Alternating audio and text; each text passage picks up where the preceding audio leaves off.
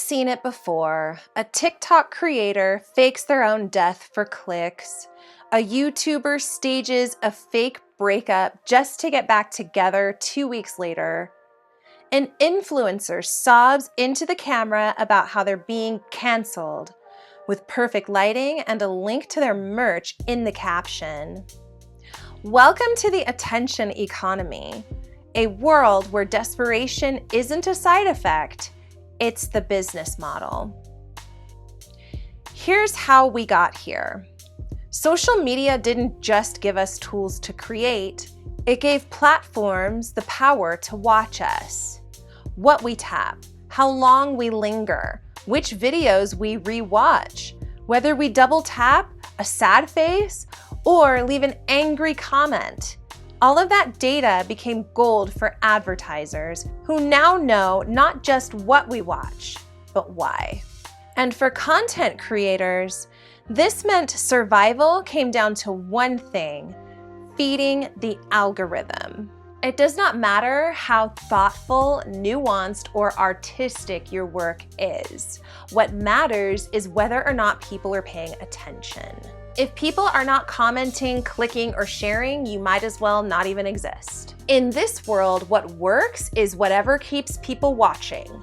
Not substance, not meaning, just attention. This pressure to perform has pushed content creators to some very dangerous extremes. We have entered the age of manufactured drama, performative vulnerability, and reckless stunts, all in the name of engagement. And if you think about it, in this model, you really are trying to harvest whatever attention, engagement you can get. So if you're crying on camera, then the people who love you are gonna feel sorry for you and they're gonna watch and they're gonna feel empathy and, have emotional responses. The people who can't stand you are gonna watch and they're gonna poke fun, they're gonna pull up with their friends and their snacks, and attention is attention. It doesn't matter if they're watching because they like you or because they hate you. The bottom line is, did you get a view?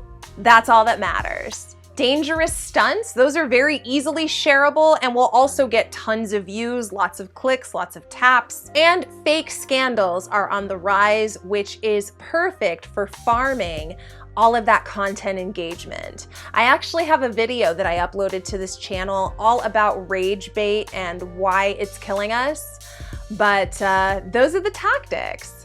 Even negative attention fuels the algorithm. Platforms don't care if this content is actually factual, if you're an expert, if this is truly helpful, if people are getting hurt.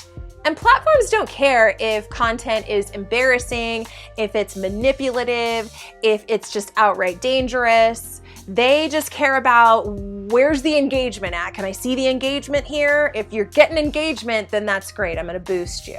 Don't let people scroll past. If people scroll past, that's a no-no. And for this, I want to talk about a pretty noteworthy incident that I think lots of people are familiar with. If not, you can pause my video and hop over to the Googles and take a look, or you can just trust my word for it.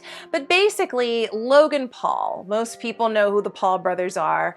Logan, who I think is the older of the two brothers, had a stunt in an unaliving forest a few years ago. None of that was an accident. That was the algorithm rewarding a creator who liked to push the boundaries. Or the rise of NPC streams on TikTok. There's a bomb in the building! There's a bomb in the building! Anthony, you have to stop. You're gonna get somebody hurt. Stop right there. Tell me where the bomb is. Gang, gang, gang, gang. Oh, so a gang planted this bomb, huh? Oh, it's not what it looks like. He's just an NPC streamer. Gang, gang, gang, gang. Oh, so he's the leader of the gang, huh? What? No. Yes, yes, yes. No, I'm not the— Bullshit! Whoa. Creators mimicking robotic gestures for hours, all in exchange for GIFs. It's a bizarre dystopian performance, but it works. It keeps people watching, it keeps people plugged in. You guys remember Lil Tay? Remember Lil Tay's death announcement? And how fake that was? One day she's dead, next day she's back from the grave with a single to promote. Imagine that. And this desperation is not just cringeworthy, but it's also dangerous. There have been content creators who have fallen to their death because they were trying to get the perfect cliffside selfie or rooftop selfie, and they weren't paying attention to their surroundings as they were looking at themselves in the phone. For some creators, their antics can also land them behind bars, and we're seeing that not just here in the United States, but also abroad. There have been a record number of content creators going overseas, becoming a nuisance, all for clicks and views and clout and all that stuff. And foreign governments decide, no, we don't play that. Arrest him, arrest this person, detain them. And what's interesting, especially in the case of somebody like a Johnny Somali, Korea didn't even want to deport him. They said, no, keep him here, but don't lock him up. Make him be responsible for his own livelihood, his well-being, taking care of himself, and take away his opportunities to stream. So to simplify that, the Korean government said, okay, we won't incarcerate you, but we do have charges that are being brought up against you that you have to appear in court for. And until we decide to incarcerate you, you're just gonna live here in Korea with no means to work or make income. I wouldn't want that to be me. You know who I really don't envy right now? Vitaly. Vitaly is locked up in the Philippines, and Philippines, if I have any Filipino subscribers, chime in the comments, because I've heard from several people overseas who have said, hey, the judicial system here in the Philippines is notoriously slow. He's not gonna get a trial soon. He's just gonna be left here to rot in these conditions. And if you haven't seen what Filipino prisons look like, go ahead and look those up on the Google too, because it's not pretty, friends. It's really, really not pretty. Like, I don't know if I'd wish that on some of my worst enemies. Like, that looks worse than hell. But this is where we are now. We have creators who are literally risking their lives, their livelihoods, and their freedoms, all for engagement and content farming. And behind the ring lights and the glossy thumbnails, the toll is devastating. Creators spiral into anxiety, depression, and burnout. Because in the attention economy, your worth is not measured by your ideas or your talent. It's measured by how much of yourself you can sacrifice in order to get a view, get a click, get a like.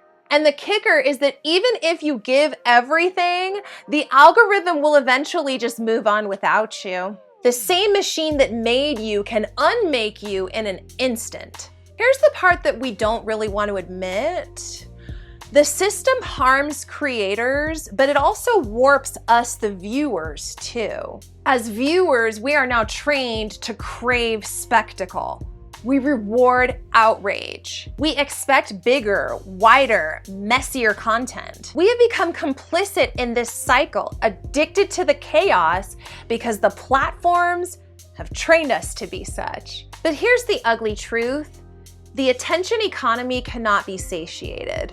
People get bored fast. What was shocking yesterday can easily just become normal, run-of-the-mill tomorrow. So creators keep upping the ante, trying to outdo themselves and each other. And I see this going until there's really nothing left to give. The system demands something bigger and louder and more outrageous, and we just keep watching.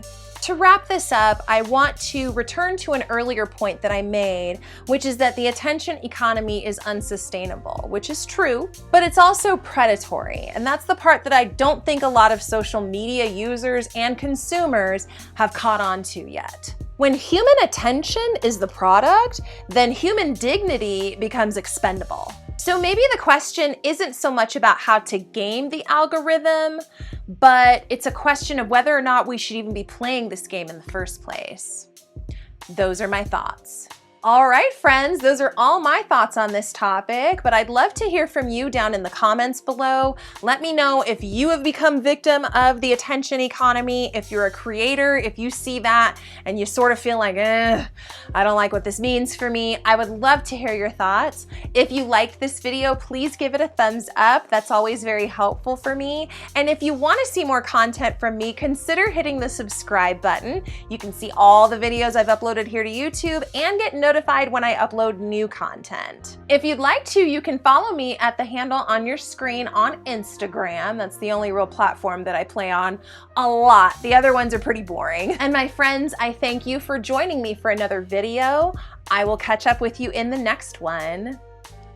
Take care.